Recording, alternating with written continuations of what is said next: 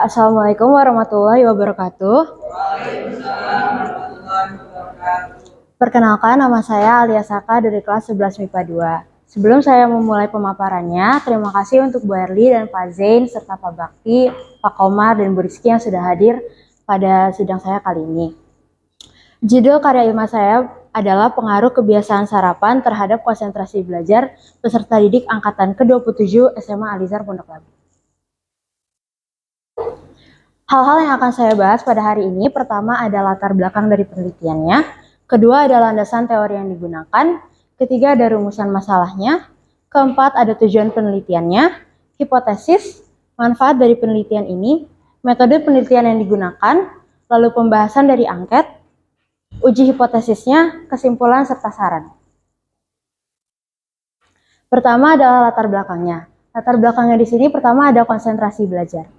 Konsentrasi belajar itu berarti menyimak, mendengarkan, serta memahami pembelajaran di waktu yang bersamaan.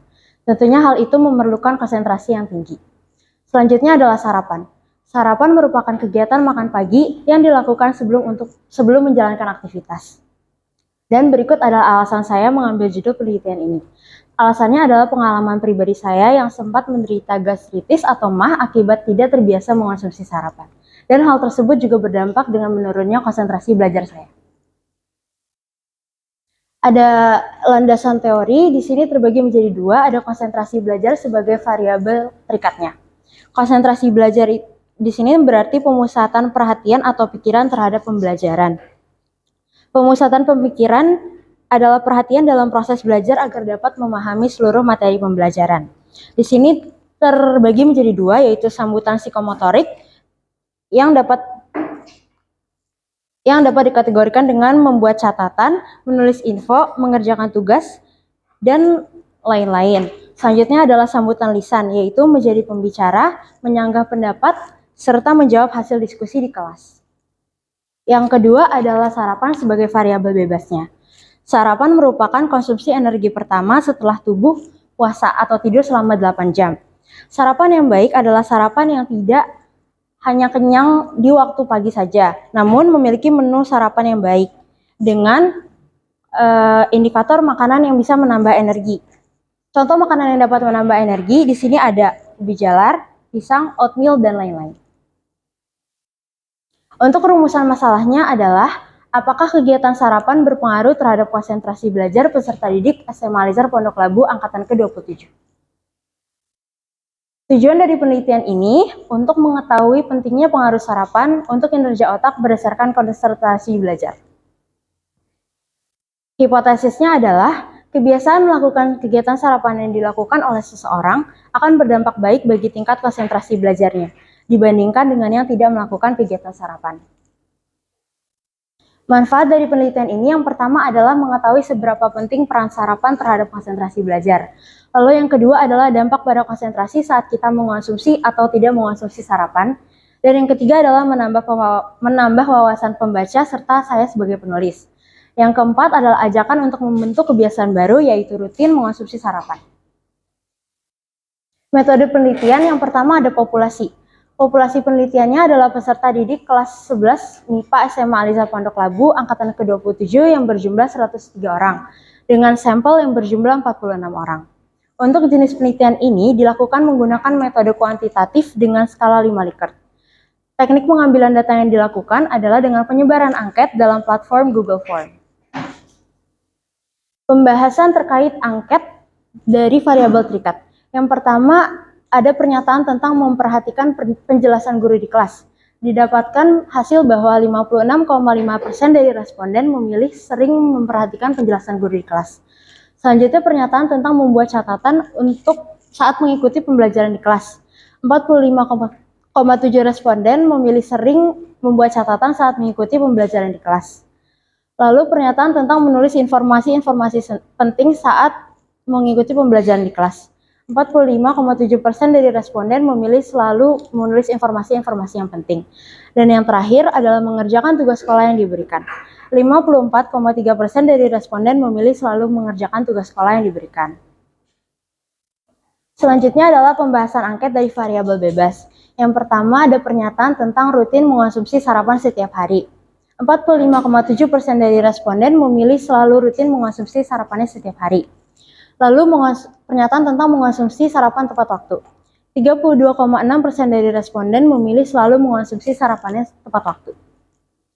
Yang ketiga, pernyataan tentang mengetahui manfaat mengonsumsi sarapan. 50% atau setengah dari responden memilih selalu atau sudah mengetahui manfaat mengonsumsi sarapan. Dan yang terakhir adalah pernyataan tentang mengonsumsi makanan yang baik bagi kesehatan. Didapatkan hasil dari setengah dari responden memilih sering mengonsumsi makanan yang baik bagi kesehatan.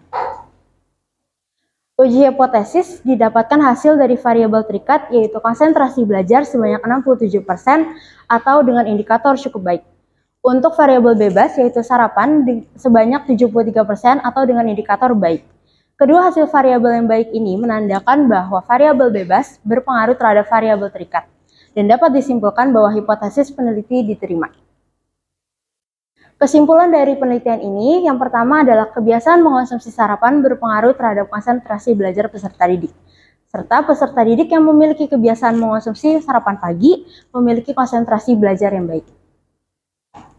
Saran dari saya untuk peneliti selanjutnya adalah yang pertama mencari sumber referensi dan membaca banyak buku. Yang kedua, membaca dan menganalisis hasil penelitian sebelumnya dan mencari banyak data dari hasil penelitian terdahulu agar hasil akhirnya lebih akurat. Dan yang terakhir adalah bisa lebih aktif dalam proses penyebaran angketnya. Sekian presentasi dari saya, kurang lebihnya mohon maaf dan terima kasih sudah mendengarkan.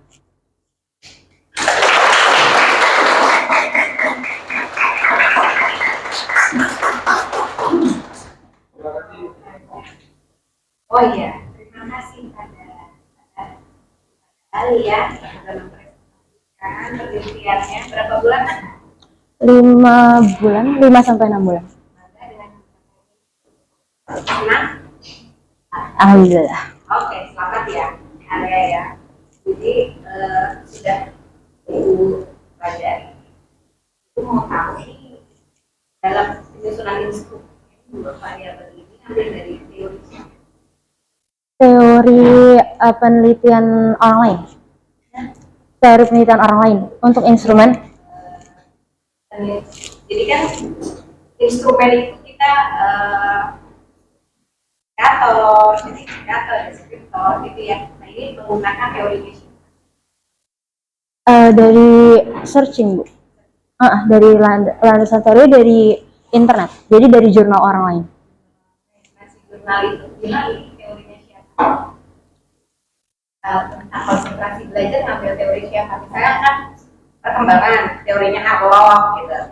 Santrop gitu ya, psikologi perkembangan Havelock. Untuk hal ini Alia merumuskan indikator ini dari teori siapa?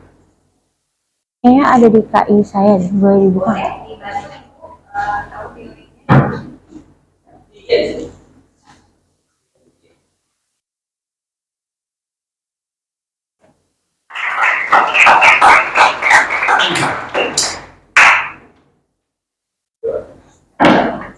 Terima kasih kami ucapkan kepada Pak Zin dan Bu Ruli dan Pak Ruli karena pertanyaannya maksudnya saya mengerti dan Pak Omar untuk videonya. Demikianlah posisikan kategorinya atas nama Ayah Saka dari kelas kedua telah selesai. Mari kita bersama.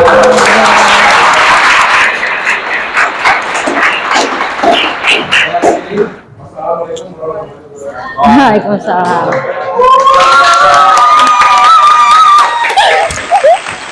Kalau gue deg-degan banget. Sabar KI gue, ya Allah. Nin, udah ya Nin? Udah kan Nin?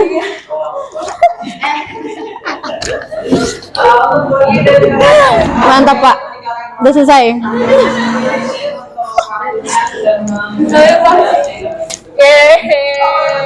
Langsung ke Nin ya?